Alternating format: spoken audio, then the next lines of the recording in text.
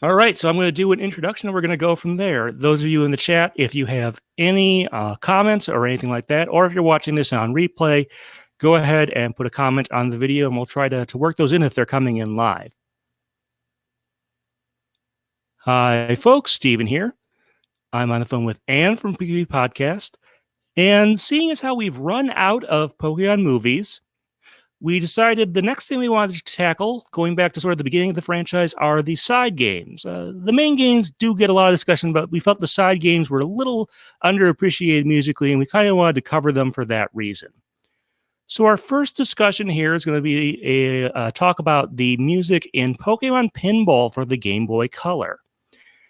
So let's see. So Pokemon Pinball, obviously it's a pinball game. It was released in kind of an interesting window. It was a time in 1999 when at least like North America and Japan were still both technically on Generation 1. Gold and Silver would come out in Japan later that year, and the US had gotten Red and Blue back in 98. And as far as I can tell, as far as the US goes, this is the first like side game to get released out here. As the name implies, it's a pinball game. It was developed by Jupiter Corporation, which has kind of an interesting pedigree. They have made a lot of smallish, I suppose, like not huge, epic Nintendo games over the years, but they've done a lot of stuff for Nintendo. Notably, they've done a lot of Picross games. I'm not sure exactly what the first one, but they did Mario's Picross on the Game Boy. And they're still involved with the recent Picross games on the Nintendo Switch, so they're still doing that. And they also did Pokemon Picross on the 3DS, if you're familiar with that one. So they actually have really quite a long history with the Pokemon franchise. From what I understand, the engine for the game was brought over from HAL that they had used for Kirby's Pinball Land, which had come out in about 93, 94, somewhere in there, and was adapted for this. There are definitely some similarities. Now, as far as the music, that's also kind of interesting because this is a very much an intergenerational game in terms of the actual music. Some of the stuff is, of course, from Red and Blue, but they also got to use some music from, let's see, the upcoming Gold and Silver games. I think some of the underlying melodies and whatnot made it even as far as like Ruby and Sapphire. And there's also at least one song from the Japanese version of the Pokemon anime, which we'll talk about in a little bit. But I guess I wanted to first talk about how we each experienced this game back in the day. I know I had this when it came out. I'm not sure exactly when I would have gotten it. I think I would have had it by the summer of 99, or maybe I got it for my birthday that year. I'm not sure exactly. It came out in like the spring in the US, I think, late spring, early summer, something like that. Played a lot of it, judging by how complete the Pokedex was in my version of the game, and also some of my high scores, which I was not able to top in this the playthroughs I did for this one. Anne, what was your sort of experience with this game when it originally came out? Well, I didn't get it until a little bit after it had originally come out, but my family had an old Game Boy. Well, it was new at the time, Game Boy Color, that we played Pokemon Red and Blue and Yellow on. And our family friends had a Game Boy, and they had a copy of Pokemon Pinball. So a lot of times we would just exchange game cartridges, and I remember we had Pokemon Pinball for a while from them, and like I kind of dominated that and pushed all the siblings out of the way. And then eventually I did buy my own cartridge for Pokemon Pinball so I could own all the high scores. And it was just one of those games that was just like really addicting, but also like you didn't have to be that good to enjoy it. You could only be sort of good and button mash a bit and still have enjoyment. Yeah, it's fairly loose as pinball games goes in terms of its difficulty, and having the aspect of trying to complete your Pokédex gives you a secondary objective than just trying to get a high score. Excuse me. Sorry about that.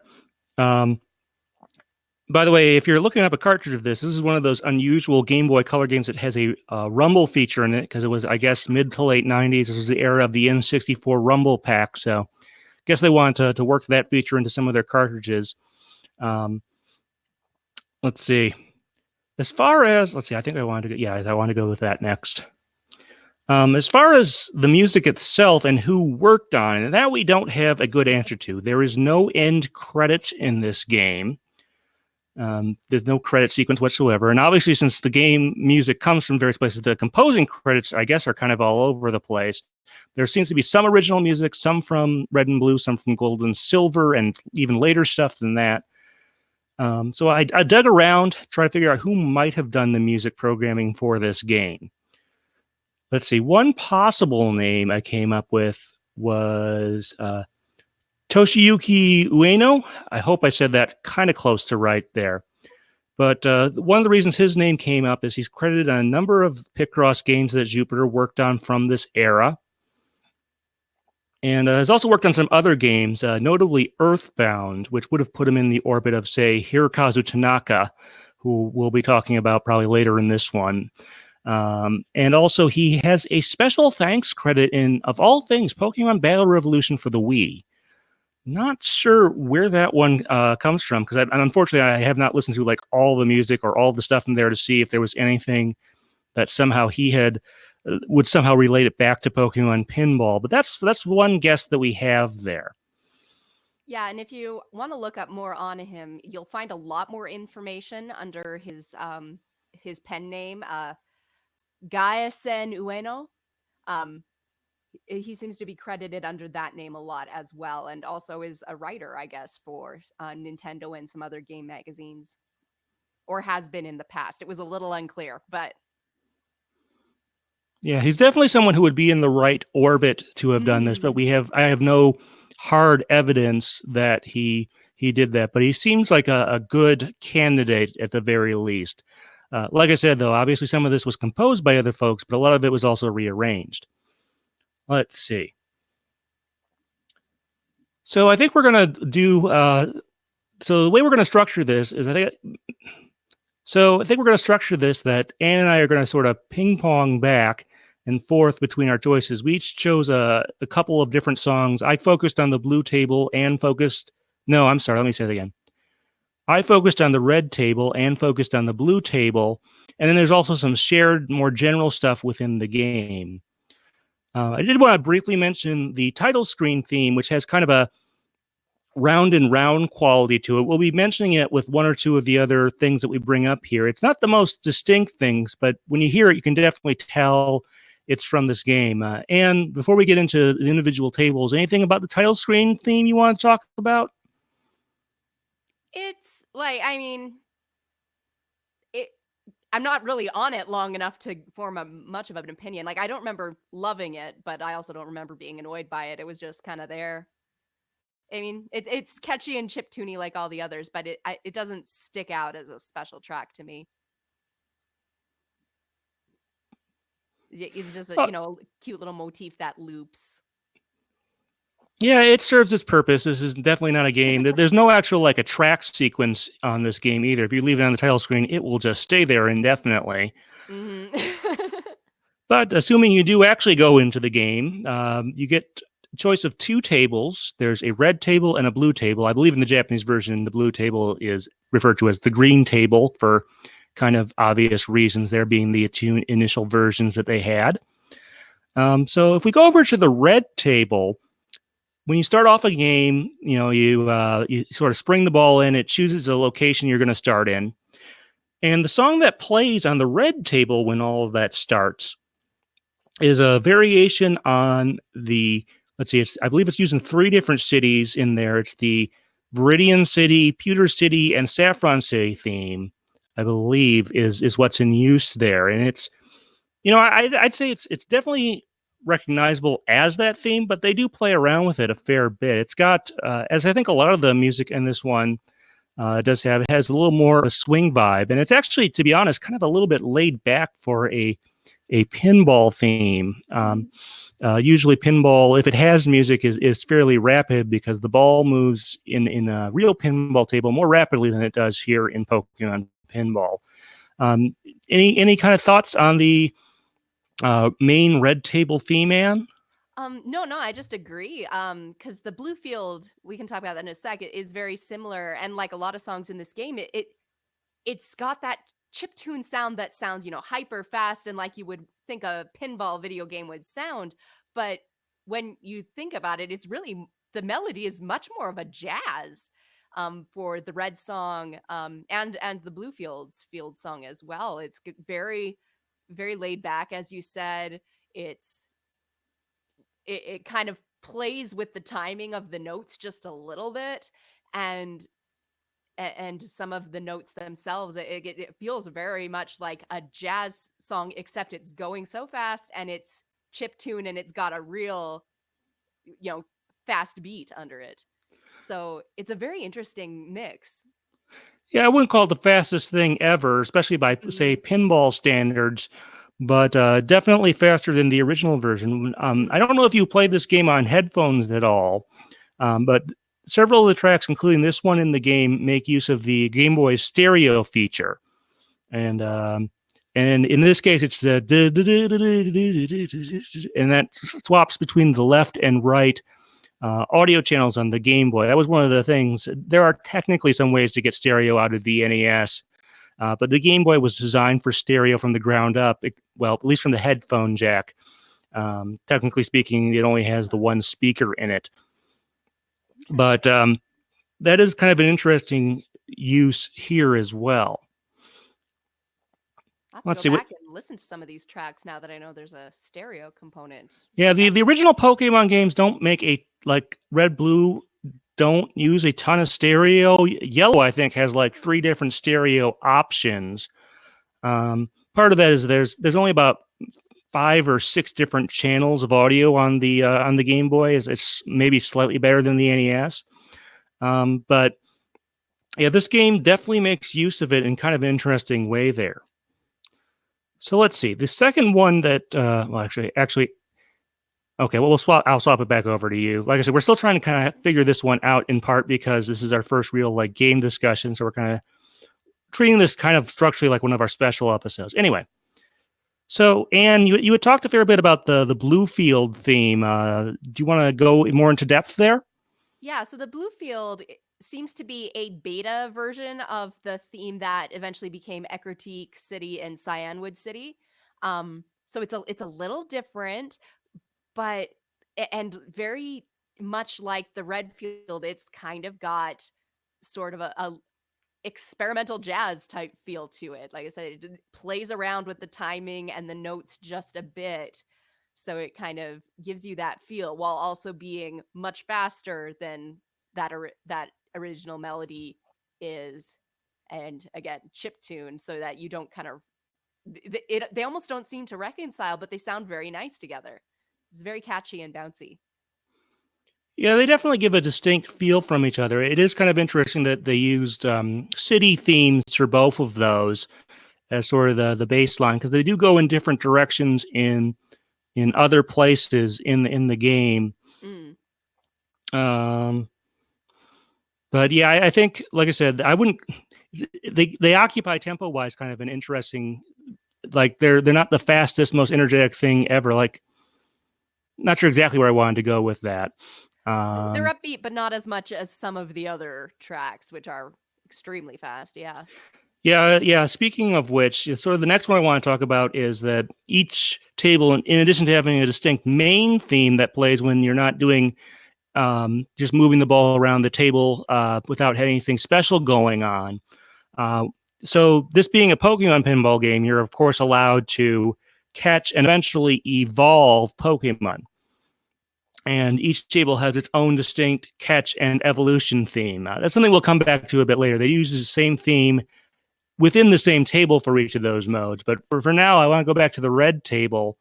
The Ketchum / evolution theme is based on the red blue bicycle theme, which, as you kind of guess, it's a much faster pace song. Of course, we all know how it goes, but again, it's got that much more swingy beat that gives it a little bit of a different energy than actually riding the bicycle there in the games, I guess. Does that kind of make sense, Anne?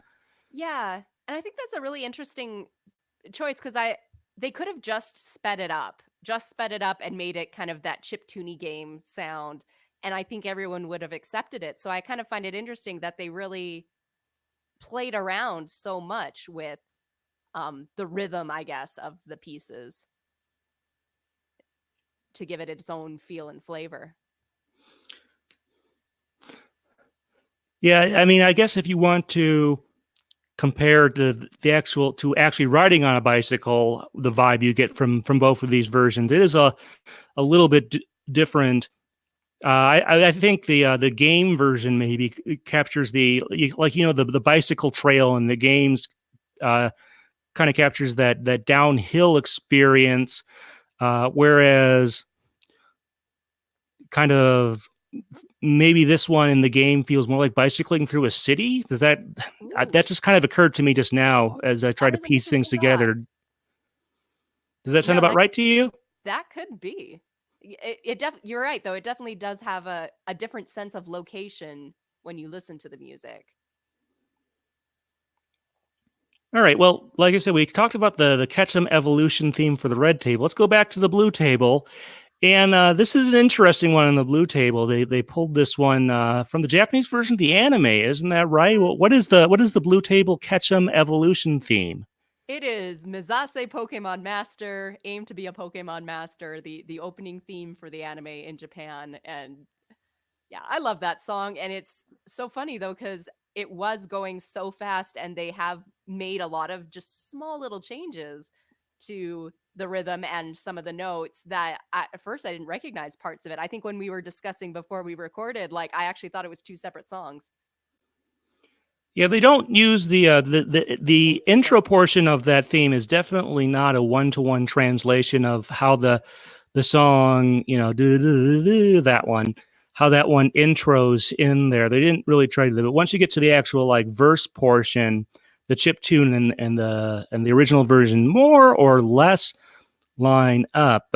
Interesting choice. I suppose, for the English version of this game, I don't think the full like 3-minute version of the English Pokemon theme had been written at that point. And depending on how far back into 98 this game was in development, they may not have had that. But would you have been interested in hearing a chiptune rendition of that? We kind of got that in another place, in another game we'll talk about later, probably. But any thoughts there on them using the Japanese one here? Well, I definitely would have been interested in a version of the Pokemon theme specifically for this game. I'm always interested in a variant song, because I have very strong heart feels for Mizase Pokemon Master. Like that works for me, but like I do recognize that for people who maybe hadn't been in tune with what was happening overseas in Japan, like it might not mean as much to them. Is just a different song. Regardless, whether it is Mizase Pokemon Master or if they had tried to make an arrangement of the English Pokemon theme, I think the fact that the songs being a legit, single song on its own instead of just like a little motif from a game gives it a chance to go through several phases, and it doesn't feel as repetitive as like, because as much as I love the bicycle theme, it kind of has its one little arc and then it loops, whereas Mizase Pokemon Master has that intro and then it has the verse and then it has the chorus, so it kind of moves it moves a bit more, I think, than some of the game riffs, which just brings some nice variancy. Yeah, I kind of agree with you. I also wanted to point out, I think when you actually start the Ketchum mode, it actually says, "Let's get Pokemon." Mm-hmm.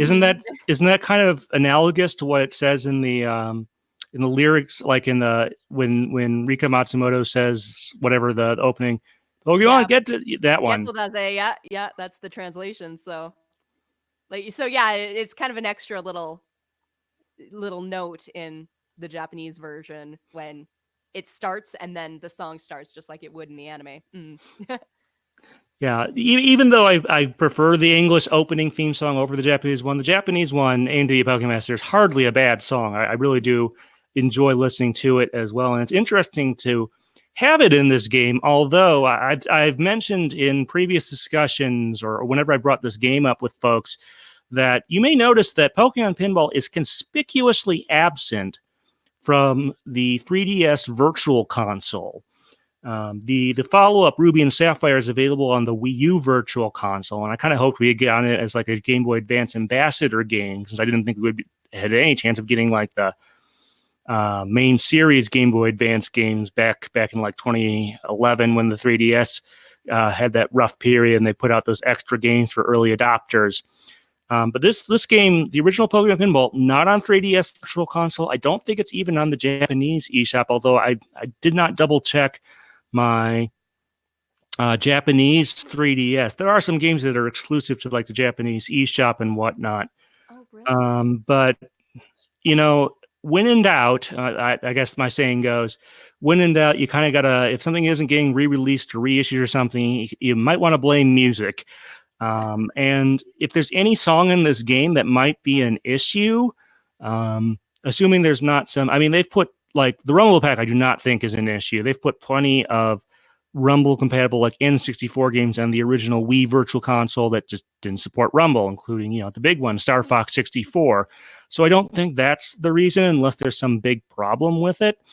And they've even put out like Game Boy Color games that make use of the infrared port and not bothered to patch in the infrared support using the 3DS infrared port, if that's even possible. They just finally got the link stuff going actually there. So I in theory, I guess they should only have to get some sort of permission or release from like Hirokazu Tanaka, who wrote the original song, because it's a chiptune version. And then usually the actual like arrangement used in the game is covered elsewhere. But I don't know, Andy, all that big info dump I just gave. Do you think that's a plausible explanation as for why this game isn't on the eShop? Very plausible. Like, it's why like a lot of shows, some TV shows like are so popular, but they never really get box sets. Like, especially ones that aired on MTV. Like I don't think Daria yet has got its box set, just because there's so many music license hoops to jump through, and sometimes it just doesn't work out. Yeah, going back to television, I know that when they had to do the DVD issues of WKRP in Cincinnati, as you can imagine, that was a nightmare. And they managed to get about 70% of the clearances for one of the releases, but that was about the best they could do. There were still a few important ones that they missed. And it can also be a problem, if you're going that far back with, the rights have changed hands or stuff like that. Mm-hmm. But, it's a common problem really in video games, to be honest. Like Sonic 3, because of the whole, Michael Jackson and his friends issue they've had with that one. What else? Obviously the Ninja Turtles games on the NES and in the arcade have either had to have music replaced in some of their re-releases, or I think they're just finally doing a faithful home arcade cabinet rendition of those. And that's caused problems as well. So like I said, not necessarily the reason that this hasn't made it there, but a strong possibility at the very least, if you ask me. But did kind of want to cover that just as a thing there. All right. Well, let's see. Moving on to kind of our next, the next one I picked out. I think actually, Anne, you picked it out as well. Whenever you catch a certain number of Pokemon, I think if you catch a Pokemon, it counts as 1. If you evolve a Pokemon, that counts as 2. Once you reach 3, what'll happen is you get to go to a bonus game, and there are about, I think, 5 different bonus games in this one. There's 2 for the red table, 2 for the blue table, and there's also one that's shared in between the 2 of them. Mm-hmm. Excuse me. But one of the ones from the red table is a graveyard-themed Ghastly Haunter and Gengar bonus game that's in there. It's the second of the 2 table-specific ones. You have to get through a pretty difficult Doug Trio one as well. And I'll let you start on this one, since it seems like you had some very specific thoughts.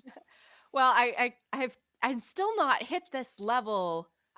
think I remember hitting it back when I originally played the game years and years ago, but like I've been wanting to try to get to this stage because these songs are so cool. They start out like Ghastly's is like kind of a spooky, eerie sound, but it's playful.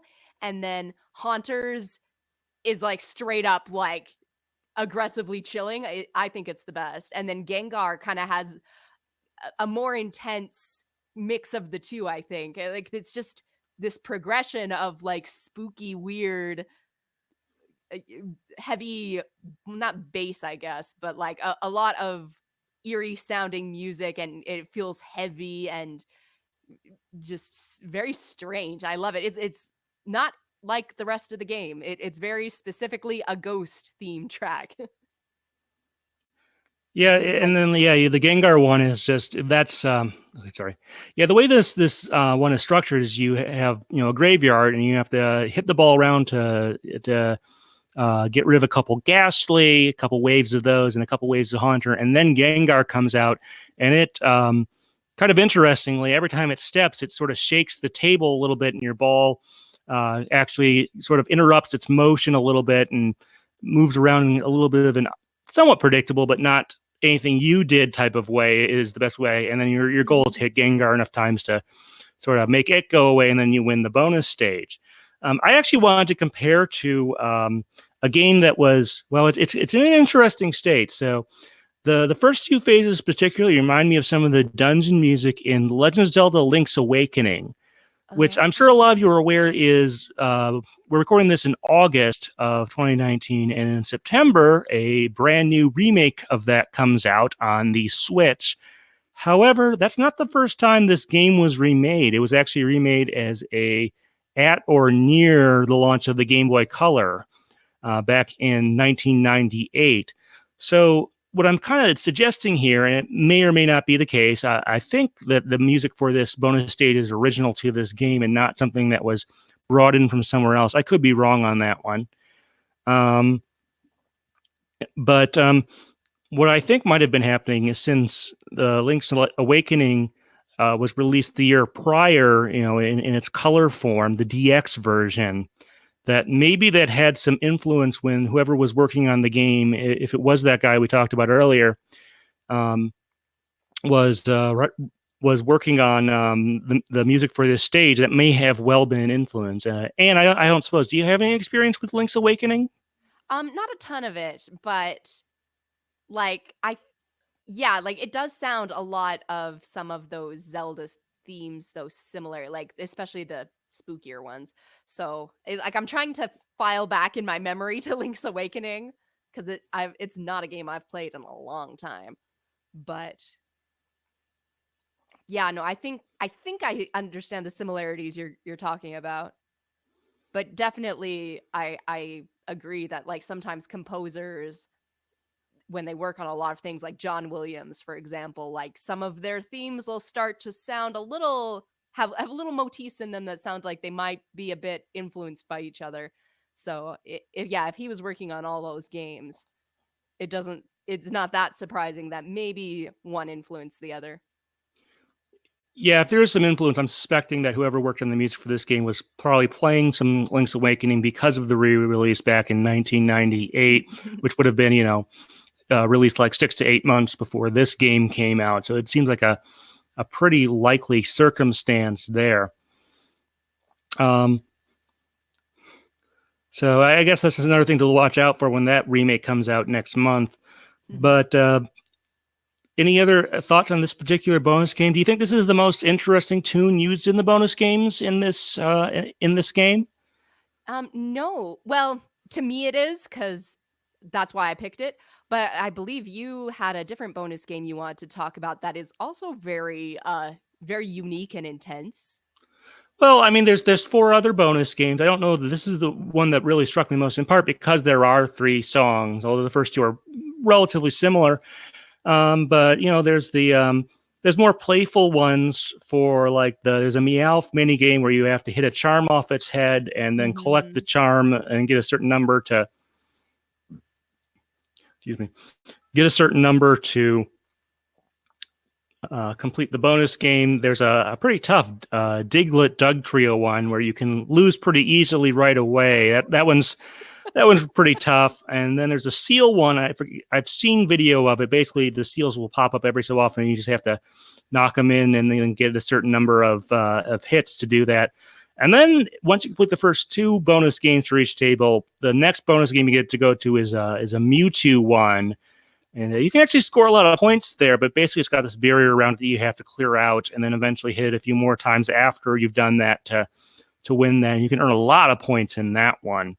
Yeah, that theme is like very like I like how it builds and like very jittery and then like the pausing and then it builds again.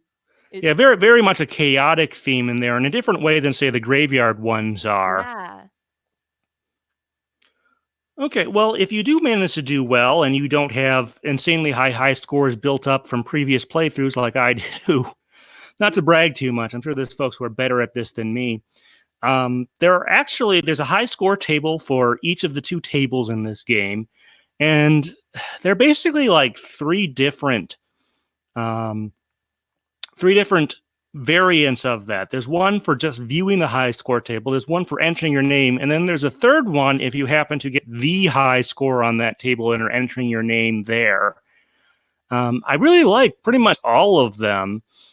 They sort of get more triumphant, as you might expect, going over up the scale there. Like the viewing one is sort of I don't know, it's excited, but it's also kind of leisurely. It's almost kind of like a storefront is kind of the best one. It draws your attention to it, and it's just kind of a good theme there. Makes you feel not so bad about your game over. Yeah, there's obviously a game over jingle. This is one of the few Pokemon games, I guess, that has a legit game over. Even though there's a similar mechanic in the main series games, it doesn't really say that. This one does kind of go through that after you lose all 3 balls. Let's see. Then there's also the name entry version gives it a little more of an accomplished vibe, and I think it has a little more of a Gen 2, Gen 3 edge to it, or at least I've heard people compare it to some of the music in Gen 2 and Gen 3, but I think it may well be an original piece. And then if you manage, like I said, to get the top score on that table, you'll get a different theme. And I should point out, if you're having trouble doing that, there is a sound test in the options menu, which has kind of an odd theme to it if you're not playing any other music. But going back to the high score table, if you manage to get the highest score anyone ever has on that cartridge on that table, you get this sort of like, it almost sounds like a march or parade type music, and it uses a little bit of the title screen theme in there, and really, really shows that you've really come out on top, obviously, as it kind of goes around in there. Any thoughts on kind of the different themes there, Anne? Well, I like that it's a progression. And I don't know, just that they put enough, care into giving us our full dopamine hit with like hearing better and better and more triumphant music as we succeeded more. Like, yeah, they're just make you feel good about yourself. Yeah, and as far as I know, there isn't like any particular like bonus screen when you complete the Pokédex or anything like that. So this is really the biggest accomplishment that the game recognizes. I think when you complete the Pokédex, you get like a crown on your screen or something like that. Even all the time I played this one, I'm only up to about 125 to 130 out of the 151 in the Pokédex in this game. It's hard to navigate, like to get that little thing to go where you need it to go so you can get the ones you don't have. Like, I think I caught like 15 Meowth, but yeah, we'll talk more about that in the game review section we get to in a little bit. But a couple more things, loose ends we have to tie up. So pinball tables have a feature called kickback, and the way it works is, of course, there's there's lanes within a pinball table towards the bottom where the flippers are. There are return lanes or flipper return lanes. Those are the ones that go out onto your flipper so you can hit them. They have the bumpers in between them and the barrier there. And then the outside of that, there are what are called out lanes. And that's, of course, where normally your ball will drain down and go into the bottom of the thing there, and you lose your ball and you have to use your next one or it's game over. So some pinball tables have a feature called kickback, where if you complete certain tasks, what'll happen is then if it goes down one of the out lanes, it'll instead be pushed back into the play field, usually by like a little rod that's in the table and punches the ball back out into play. So the way they've implemented that in this game is that at the either left or the right side, you kind of control which side it goes on by whenever you press the left or right flipper, is a little Pikachu. And basically, to get it to work, what you need to do is there's a little spinner on each board, and you spin it around. And once you get it high enough, it'll ding, and then a little lightning bolt appears in the score line there. And then if it hits Pikachu when it goes out there, Pikachu will zap it back into play, and it actually plays a little bit of digitized speech, both for that and also when you get the dual kickback award from the slot machine you can get. And I have to assume it's using some of the same stuff they used for Pokemon Yellow, which had not come out in the US yet in early 99 when this game came out, but had come out in Japan the year prior, if I remember correctly, in 98. Makes sense. And it's very primitive. It has like very little dynamic range, but you can definitely tell it's Pikachu. Any thoughts on that, Anne? It's cute. Like was really surprising. I remember, like, because it's hard to pay attention to all the little things that are happening on your screen when you hit the spinners and the various stuff. So so there was that moment of like, oh gosh, I thought I was a goner, and then Pikachu was there. And it took me a while to figure out what I had to do to make that happen. But yeah, no, it's a fun little dynamic. I like it. Yeah, one interesting thing is actually whenever Pikachu's voice is activated, like the whole game freezes. Yeah. And I believe that's actually a technical constraint, assuming they're using the same system that was in use in Pokemon Yellow. There's a good video by a guy I did an interview with earlier this year. Dots Are Cool. Retro Game Mechanics Explained. We did an interview about his work on the cries of the Pokemon game, but he also did a sort of a bonus video explaining how Pikachu's voice is handled in Pokemon Yellow, and I suspect the same things are at play here. So maybe go back a few episodes and then do a little search on YouTube for the Pokemon Yellow video, but I suspect it's about the same thing. Very similar mechanic, by the way, also exists in the Game Boy Advance version, but there I think if you get the double kickback, you get Pikachu and Pichu, but I'm not 100% sure on that one. But it is a nice little touch and a way to get, I guess, Pikachu to be a little more prominent in the game than it would be otherwise. Right. I was just going to ask, do you mean like they can't layer in some of these older retro games? They can't layer the song and the voice at the same time. You have to stop the song, and that's why it kind of freezes for a second so that you can have that different sound file and then go back.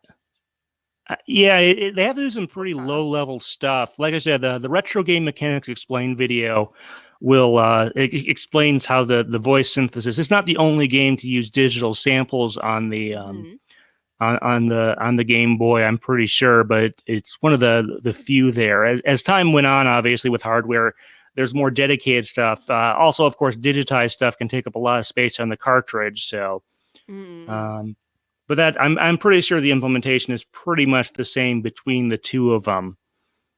That's fascinating. I'll have to check that video out. And then, of course, we have a bunch of different sound effects for like all the different bumpers and slingshots. Slingshots, by the way, in pinball parlance, are the things just above the flippers that bounce the ball back and forth in between. I'm not a pinball expert in terms of terminology, but I do play a lot of pinball outside of this game, and I know some of the things from that. While we're still talking about the music, I did want to kind of bring up, I had mentioned earlier that the Ketchum and Evolution for each table is the same song. Each table has a different one, but whether you're catching Pokemon or trying to evolve one, you get the same song there. I do feel that was a little bit of a missed opportunity not to work a little extra music into the game there. I'm not sure. I can't think of anything too specific. I mean, I guess if they use Aim to Be a Pokemon Master on the blue table for Ketchum, maybe for Evolution, they could have used 151, the first, I guess, ending theme there. I'm not sure about that. But they certainly could have pulled more. And I know you didn't get to evolution. Evolution mode is definitely harder to get to than catch 'em Yeah. mode. Especially There, when you are, just button mash. yeah. But I think I don't know. A little more. I'm never going to complain too much about more music in a musical variety in a game as long as it's done well. Any Right. thoughts, Anne? Well, every time I think of like, oh, I wish they did this in a game or whatever, I'm kind of reminded of this little moment in that video game, The World Ends With You, where basically a character breaks the fourth wall and gives a long diatribe about that basically sums up to we didn't have time, okay, so that's why we just did the simple thing. So in my mind, I'm imagining all these game programmers just being like, we were already working our butts off and like you want another song from us. So, but Yeah, yeah, no, it would definitely. have been nice. Yeah, definitely on the older, they didn't have as good tools. Although maybe by the late '90s they had gotten a little bit better. It's not like today where some music is just like literally like a some sort of sound file, either MP3 or AAC or FLAC or whatever, depending on the Have to storage open up the requirements of the garage game. band and tweak a few things, yeah. And then there are a variety of sound engines that are used in modern games that are sample based and whatnot that can also be used there. Well, I think that covers most of the sound aspects. Like I said, if you want to review this, yes, you can find some of the stuff online, though not in any official capacity. But if you have a copy of the game, there is a sound test in the options menu. Also useful if you need to turn off the rumble for some reason, um, and also has all the little sound effects. But wanted to spend a little bit of time here talking about sort of the game itself. We want to cover a couple things. First of all, we want to talk about our experience with the game mechanically. And we also want to talk about, the Switch, Nintendo's newest system, has worked out to be really good for pinball games. We've seen a lot of them, both of real tables and also some fantasy stuff. And I think we'll discuss this in a little bit. We might want to talk about whether we'd want to see a remake of this and possibly the Game Boy Advance and maybe even some new tables there. But first, let's kind of evaluate sort of this game. Now, as I mentioned earlier, supposedly, at least, the engine had been borrowed from HAL's Kirby's Pinball Land, which I think itself is a variation of another earlier pinball game that HAL had done on the Game Boy. And there's some definite similarities. I know, Anne, you haven't really played Kirby's Pinball Land. That one is on the Virtual Console, though, if you want to give it a try. It is, as the name kind of implies, a pinballification of the first Kirby's game. Where you hit Kirby around a table to sort of play out the story a little bit from there. And I can see some definite similarities, but I think they definitely made some changes having played both games in terms of the way the ball moves and the tables are structured. One thing I definitely noticed with this is that the pinball physics are a little bit cartoonish, to be honest. There were a couple things I noticed that would almost certainly never happen. And it's hard to approximate those in an 8-bit physics engine. But there are some definite things that would not happen in like a real pinball table. And if they ever do remake this, they might have some trouble figuring out how far do they want to go with that. But stuff like, there was times I would hit the pinball and it would go all the way up one of the out lanes and back into play. There are times where the collision detection would get kind of wonky and the pinball would be kind of trapped inside the flipper for like a few seconds or whatever before and then like it pop back. Yeah. And one thing that kind of annoyed me is I think the very ends of the flippers don't always work physically quite the way I would expect. As I kind of mentioned, there's a lot of pinball on the Switch, and I've played a lot of it on there, especially on the Zen Pinball collection that you can get. And there were definitely times playing this game where I felt like, my flipper really should have hit that.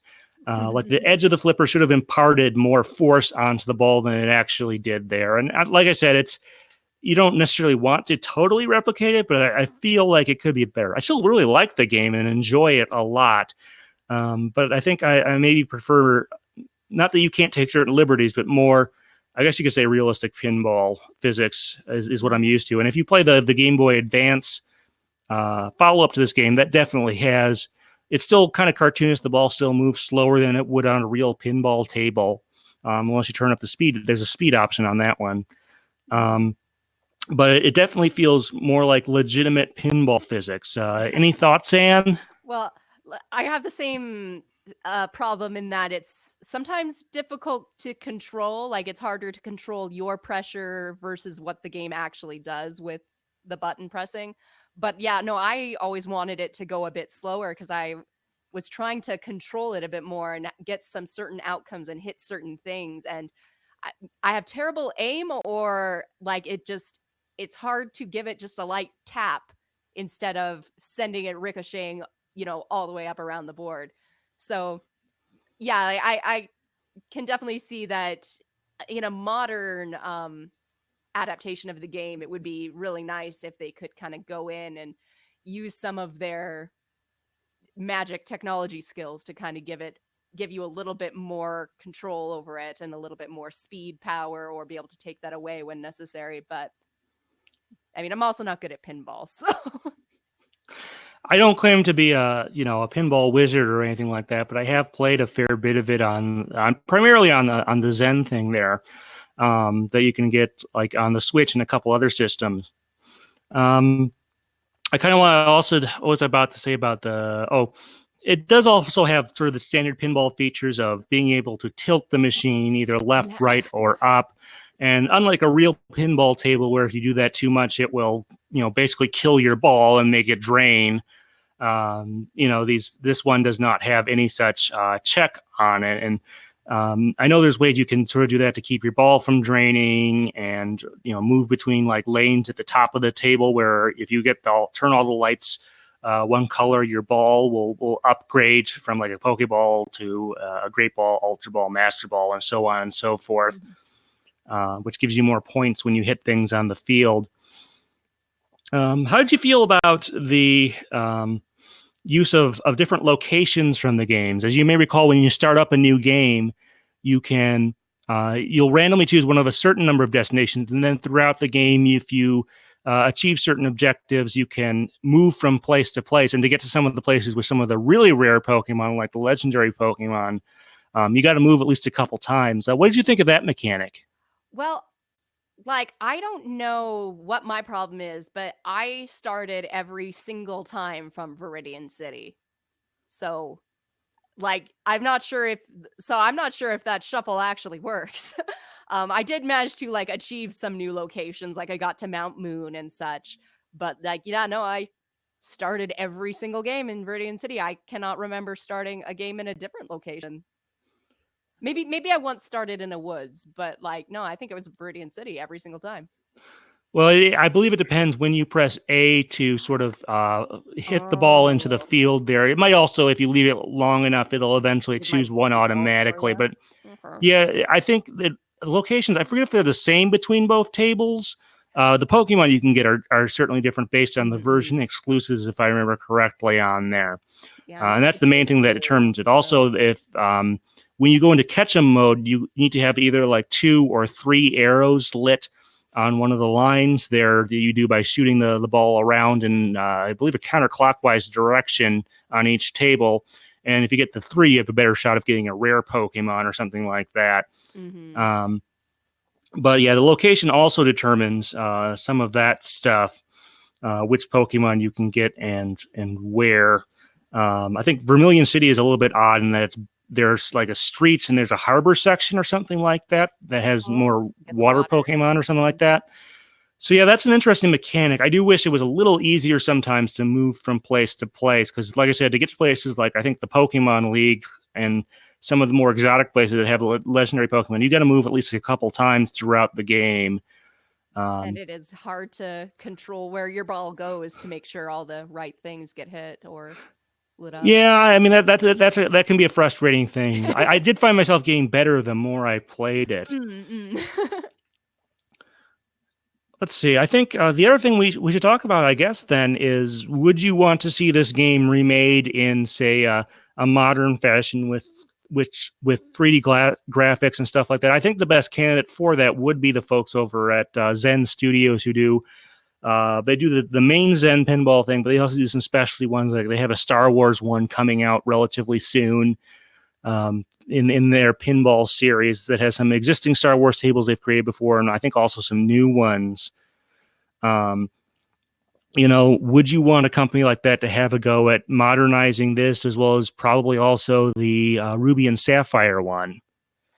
That, yeah, could be fun. Like, I would be okay if you combined Ruby and Sapphire and Red and Blue into one, because like rather than two separate games. Like, just because um Gold and Silver like was really fun because you did your one loop of gyms and then you suddenly got a whole new, you could go back to Kanto and do that level. So I think it could be a really fun dynamic to, beat Red and Blue and then get to play Ruby Sapphire or something like that. But yeah, it would be really interesting to update this game with the new technology that has been developed. And maybe it would alleviate some of our frustrations about the primitive nature of playing it on a Game Boy or on the old systems and the old programming. Um, and especially since like pinball machines, like physical ones, are just not as prevalent as they used to be. Like, it would be nice to have, yeah, just an updated one that reflected the game mechanics a little better. I think you're right there. It might also, if they could charge a little more for it, maybe that would give them more incentive to work out whatever might be the issue with. If there is a musical issue with this first game, this first Pokemon pinball game. But as I alluded to earlier, I think the other part is that the physics are kind of wonky, and the question is how far do you want to go to emulate that? But of the pinball developers out there, I forget who the main ones are. Jupiter hasn't made a pinball game in a long time, since probably like the Game Boy Advance. So I don't know if Nintendo would actually go with them, since they'd have to create a new engine from the ground up. I do think that's one reason I mentioned Zen is that actually I a ways back I tweeted at them and they liked my tweet. I know that if they were working on anything, they couldn't say anything anyway until it's officially announced. But I think they would be a good pick just because they've done realistic pinball tables. They also do some more fantasy stuff. They do some of their original pinball machines have like side mini games where the pinball goes somewhere else. So they'd have maybe a good shot at doing some of those mini games that we get there. And like I said, I just think that with the Switch being such a good pinball platform, that if there is a time to do that, this might be it. I'd also like to see, some original Pokemon themed pinball tables out there at some point. I don't want to go too far into some of the ideas I have. Not that I'm expecting to get picked up or anything for any of them.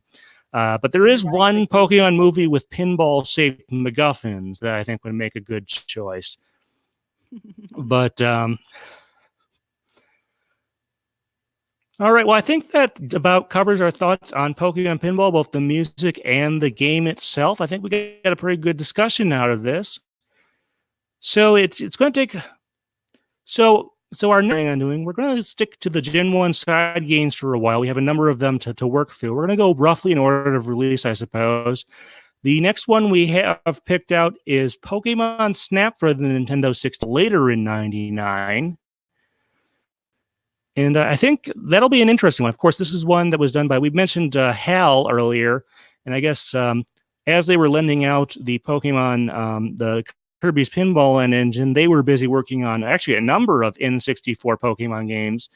I believe they worked on the Stadium games as well as Pokemon Snap. And I think they did a little bit of work on Hey You Pikachu as well. But the next one we're going to pick out is Snap. Of course, this brings us our one of our favorite side characters in the anime, Todd Snap.